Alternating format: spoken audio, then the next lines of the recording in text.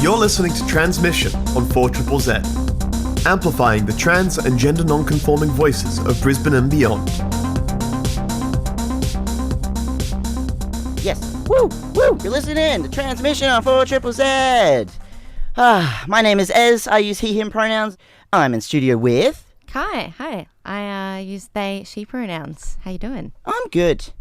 It is a rainy day. It's a beautiful rainy day. It's a beautiful rainy day. Sorry if you're stuck in traffic, but, you know...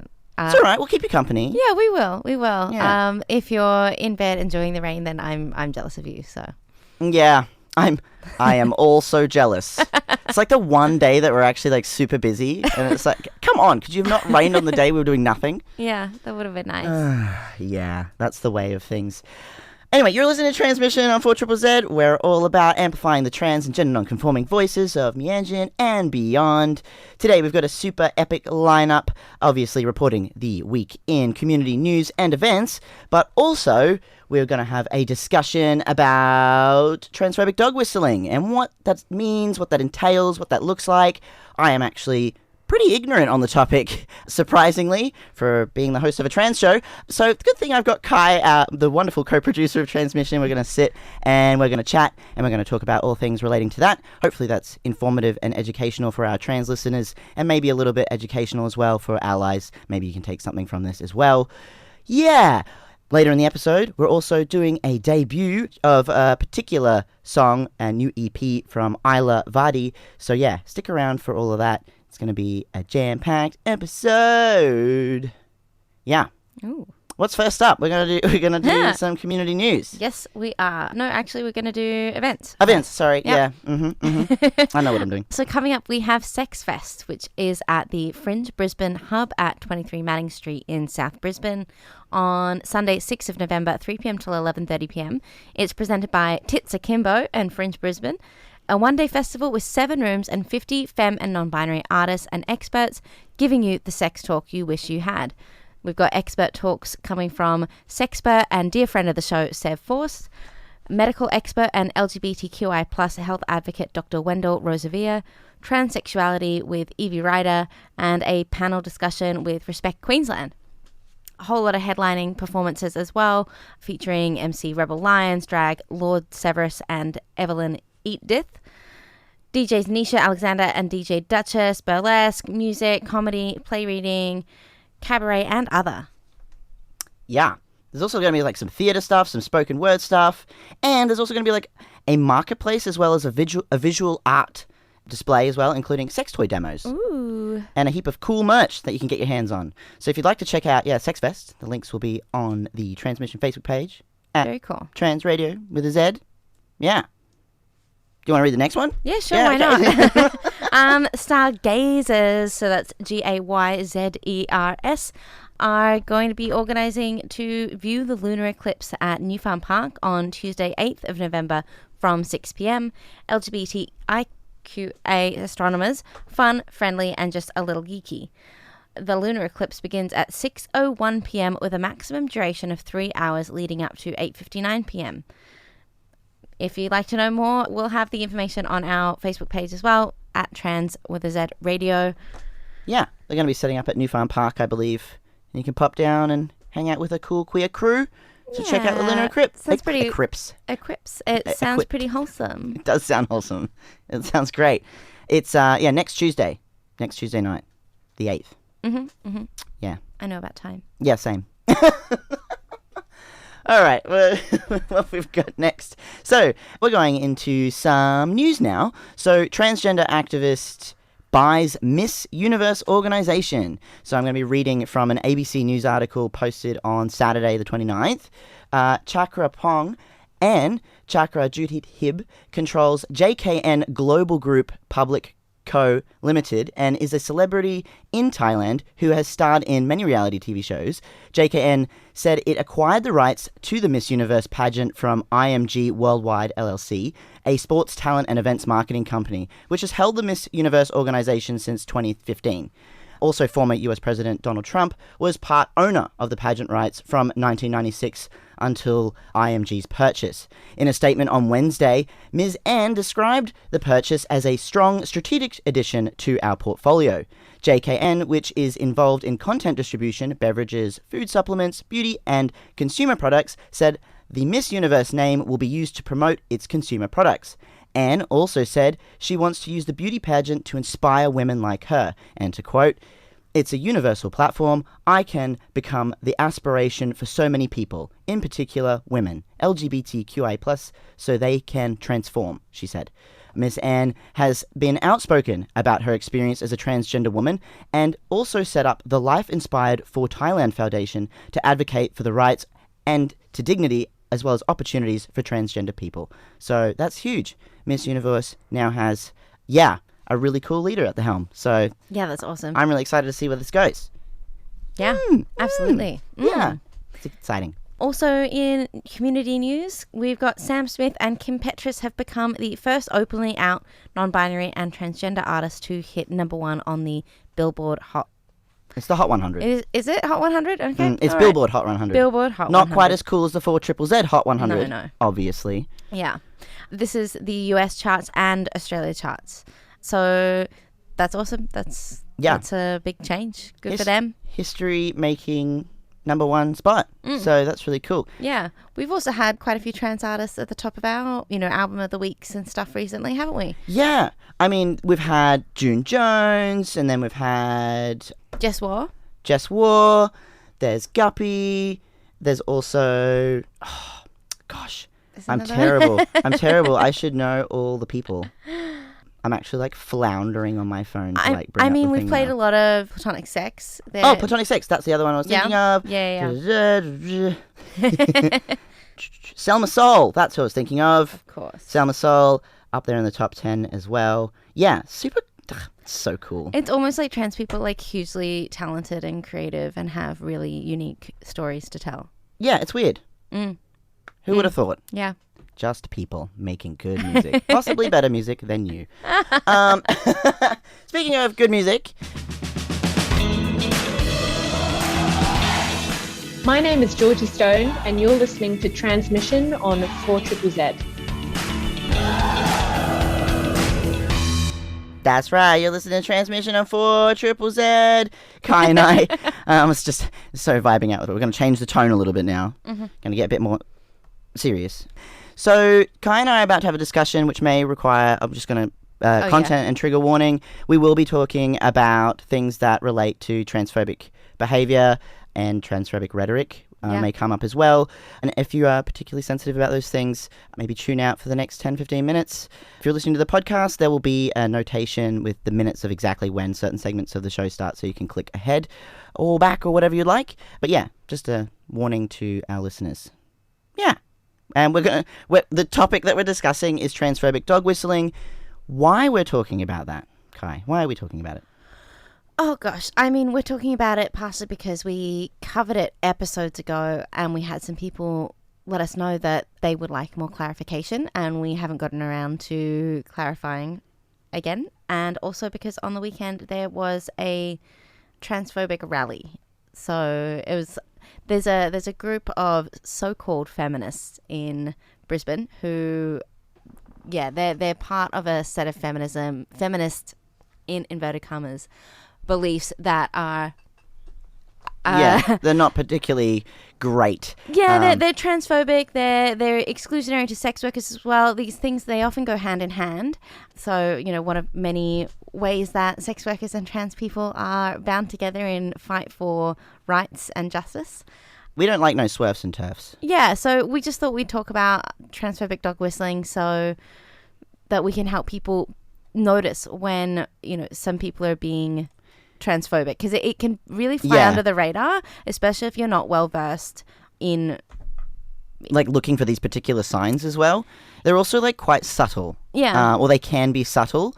So would you like to explain what is dog whistling first up before we get straight into the transphobic side of things? So dog whistling isn't unique to any particular community. There's neo-Nazi dog whistles. There's dog whistles for anything. It's a common term that means, I mean, a dog whistle, a literal dog whistle, can only be heard by dogs. So it's something that seems innocuous, that signals to the right people or, the wrong people, that they mean something specific. So if a transphobic dog whistle is something that can seem really harmless to the general population, but to people who are transphobic, they know what they're talking about. They are saying, I'm one of you. These are my beliefs. Yes.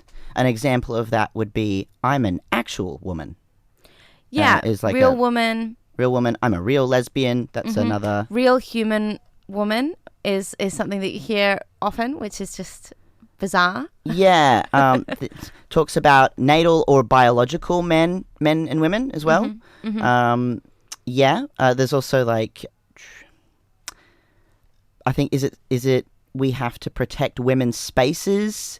We are protecting women and girls can be part of that as well. Yeah.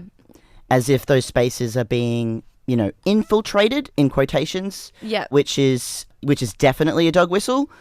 Those yeah, so there's that. There's also, are you intact? Questions like intact male, so on and so on, which can be a bit. I thought that intact was about circumcision. I thought that too. Maybe I'm wrong. I don't know. I don't know. Maybe that's a US-based thing that I'm missing out in there.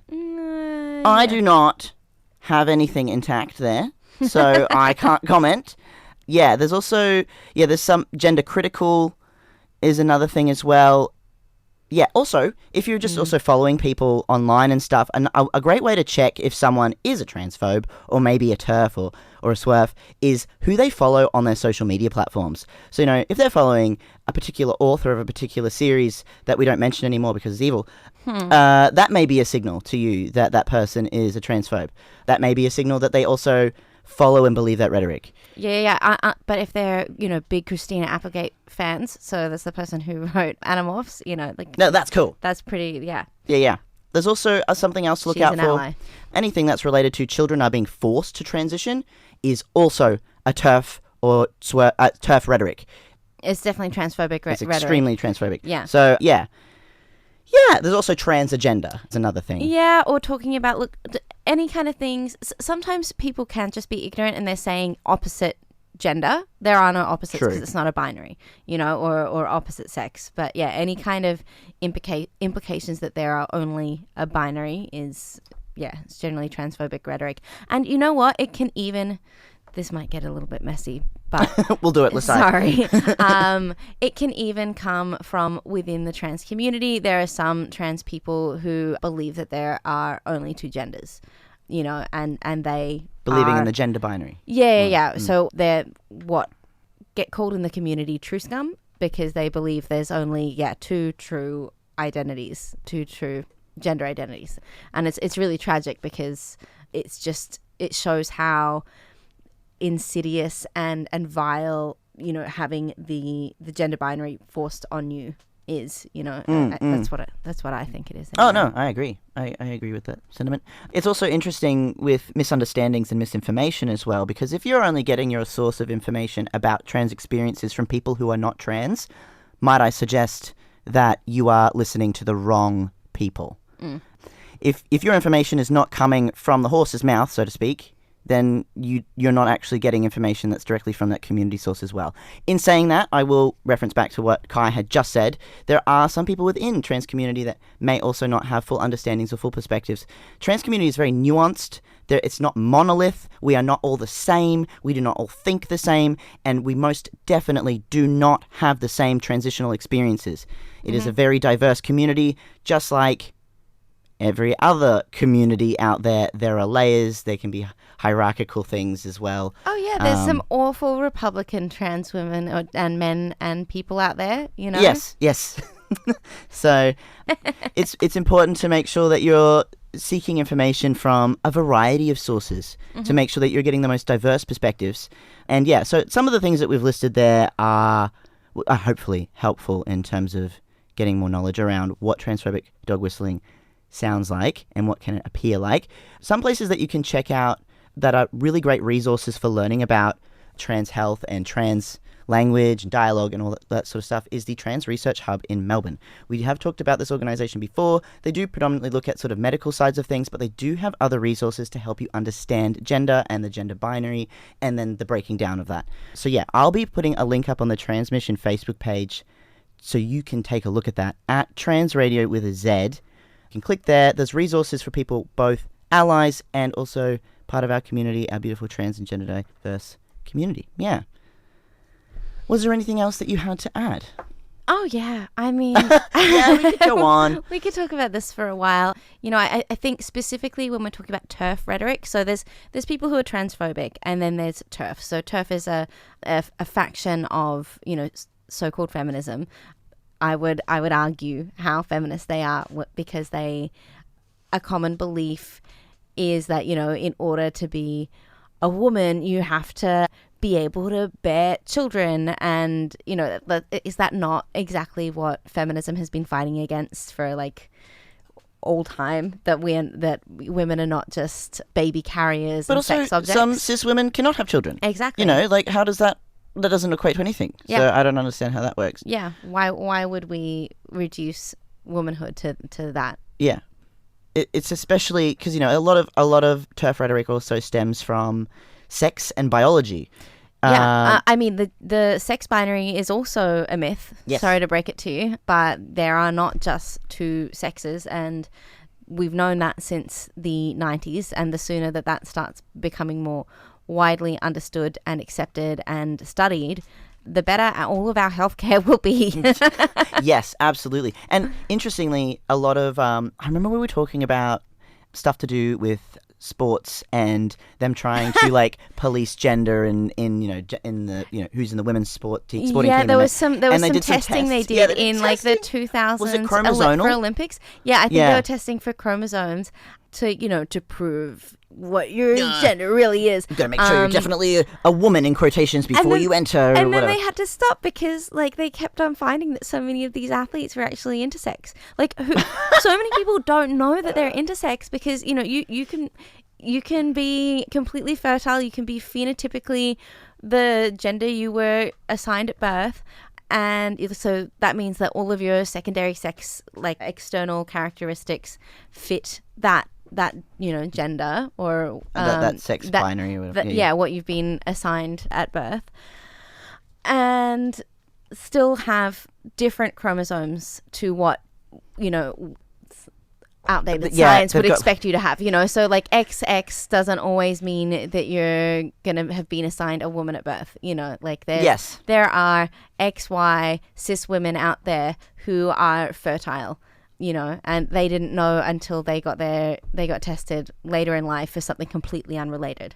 Actually, in terms of intersex variation, and this is important to know, there is like something like 100 million people out there that are potentially intersex. It's quite a high statistic. It's as common as redheads. And, you know, but that's an estimated value. It's probably much higher than that. Yeah, but, you know, like I always think, you know, if you were to name all of the natural hair colors that people are born with, you know, black, brown, blonde, if you were to leave out redheads, wouldn't that be scientifically inaccurate? Yes. Yeah. It would be, because you're missing out on stats. You need stats. A huge cohort of people. Yeah, so that's the equivalent, essentially. And a lot of people don't know that they're intersex, or don't know, or maybe discover much later in life, especially when it comes to menopausal parts and like aging. People discover later on in life that was the case as well. Yeah, some even people, adolescence is common too. Adolescence through puberty. Some people find out when they're trying to fall pregnant.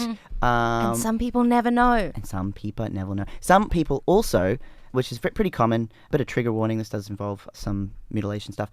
But there is pretty common that if a child who is intersex is born with physical traits or physical notable sex characteristics, that the parents will then choose which gender to move. I mean, isn't that illegal now, actually? Not just choose. They will often be pressured by the doctors who imply that this is what is best for their child. There have been cases of doctors implying that they will have like a higher risk of cancer or like, you know, life-threatening conditions if these surgeries don't happen, which isn't true.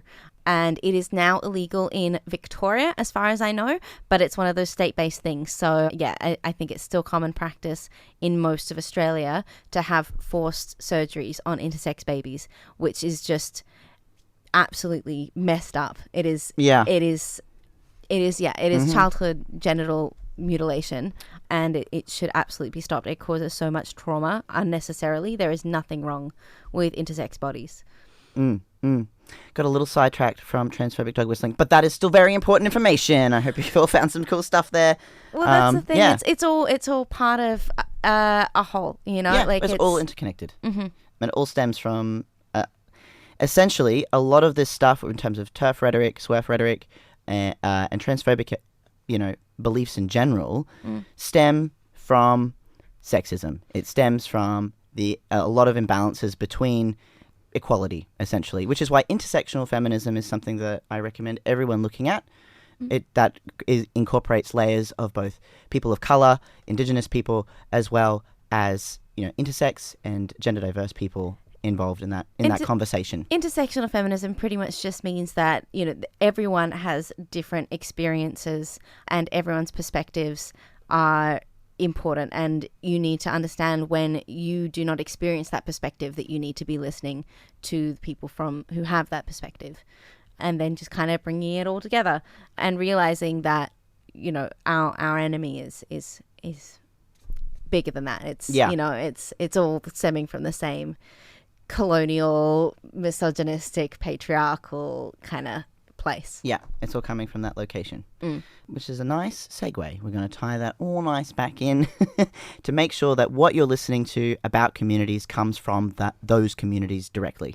It is important that we're listening to those people and not people repeating things or making assumptions on any news platform. Yeah, anyway, if you'd like to know more about what we've just been discussing in terms of transphobic dog whistling and places you can access more information around that, you can head over to the Transmission Facebook page at Trans Radio with a Z. I'll be popping a link up there pretty soon, and you can check that all out. You're listening to Transmission on 4ZZZ. My name is Ez. I use he, him pronouns. My name is Kai, and I use they, she pronouns, and I just wanted to correct that it was not Christina Applegate, the actress, who wrote Animorphs. It was Catherine Applegate, K.A. Applegate, who is the cool ally with some trans kids, I believe. Yeah. I mean, when you're just like on the fly and you're like, Christina K, is this a similar Applegate, name? Anyway? You know, I don't know what Christina's opinions are on anything. Okay. Disregard that person. The jury is out on that one. Anywho, we're actually going to go into a little segment now. I had a chat yesterday with Isla Vadee about a new EP launch, which is coming up this weekend. So I'm just going to push play on my chat with Isla.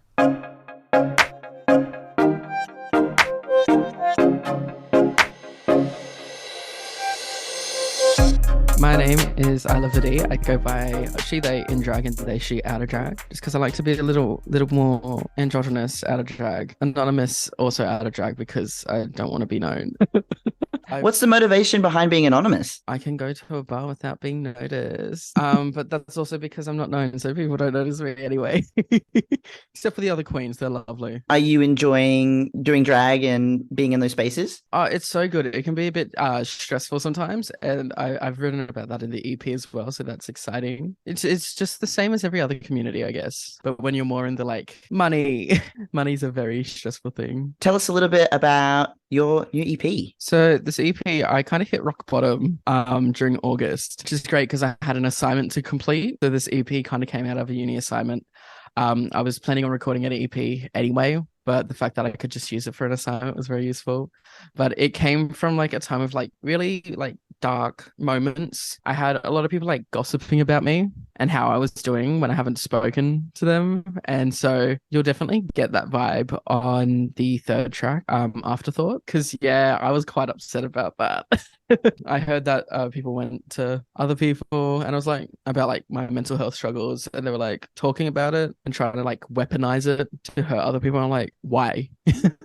But I made sure there was like one fun song in there that was like upbeat. I mean, they're technically all kind of upbeat, but like one more poppy song. That's because I already released it before I completely had like an identity change and switched the whole vibe of the EP. It's just about my experience and struggles in the queer community as someone who is, I guess, trans femme, not in the in group, but not out of it, just kind of there. When did you start making music? Was this just a new pathway for you creatively? So I actually started performing with music before drag. I started making music around about, I mean, I've been writing music in high school, but it wasn't good, and that stuff will never be released or heard. I kind of started writing in 2020 properly, and like producing for myself, and that's actually when I wrote Send in the Clowns. So it's kind of been a long time coming for it to be. There's been 5 versions of Send in the Clowns. Oh no, there's 6, including because I released an acoustic, like orchestral type hybrid version of it after the first like initial version. But yeah, I've been doing music since like 2020, and then only last year did I start experimenting with drag. I didn't straight away like move everything over to drag. It took like about like a month or 2 before I was like, okay, cool, I definitely want to keep on doing this. I mean, you can even tell my uncertainty by the fact that my first wig that I bought was a $25 hard front from online. so nothing spectacular, but I mean, it looks pretty good now. I recently got it styled by my drag mom. And it's the ones in the photos that I used for the EP cover and just my promo stuff. Did you have many inspirational artists that you've looked up to find your sound? Well, I'm a massive Taylor Swift fan. It made a lot more sense when I realized that I'm just another white woman. That's when I realized that I was like, oh, that makes sense. That makes a lot of sense. I just need Christian to tick off the trifecta, but that's not happening anytime soon. But I love Taylor Swift so much. Obviously, being a drag queen who makes music, just being a queer person, Lady Gaga. Yeah, I think that's really all that I can think of. I definitely got into like Charlie XCX recently, so adding in that like kind of hyper pop influence. You can't tell it because I completely switched up the genre. How many songs do you have on this EP? So there's 3 songs because there are a few songs. Once I switched genres from, it was originally going to be very pop, and then it kind of went over to rock in a way because I messaged a friend. I was like, hey, can I get some nice guitar? And then I decided to put like all these like distortion on it, and yeah, there was originally going to be like 5 songs, but then they didn't fit, so we may see them later. By may, I mean there's definitely a heavy like we'll see them later.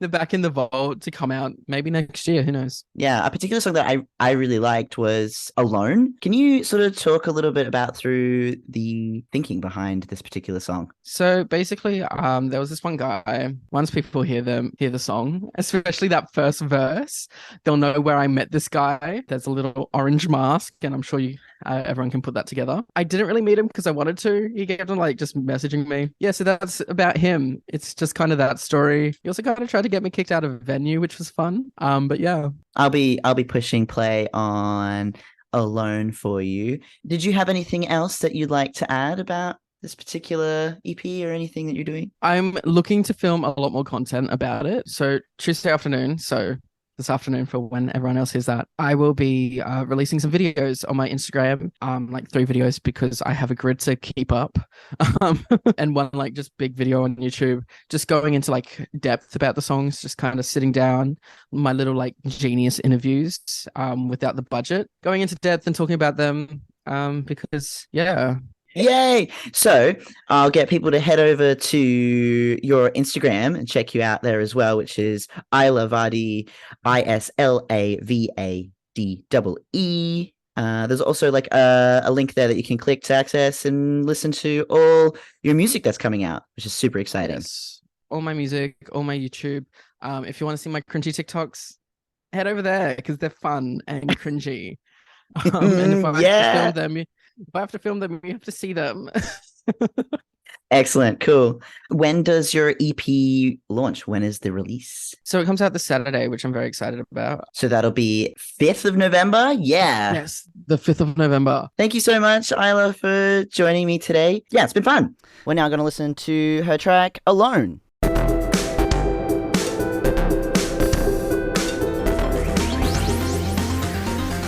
Amplifying the voices of the trans and gender non-conforming community of Mianjin, Brisbane and beyond. Transmission on 4ZZZ brings you the latest in trans community news, music and events. every Tuesday from 9 a.m. till 10 a.m. Join our team of hosts for an hour of celebrating the unique perspectives of the trans community. Transmission, Tuesday mornings from 9 a.m. till 10 a.m. on 4ZZZ. You're listening to Transmission on 4ZZZ. It is coming to an end of transmission. My name is Ez. I use he, him pronouns. And I'm Kai, and I use they, she pronouns. We are, heading off. Just wanted to do like a little special thanks to everyone who showed up to Evil Zed on Saturday night at Greaser Bar. It was probably one of the best gigs I have been to in a long time. Yeah, it was really awesome, and thank you for everyone who put it on as well. It was really great. Yeah. I look forward to future gigs.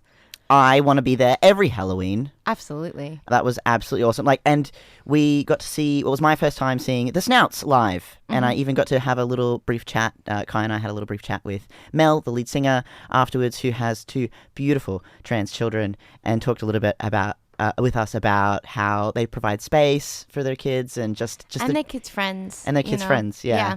So if you're a cool parent out there, thank you as well for providing spaces for your trans kids and their friends.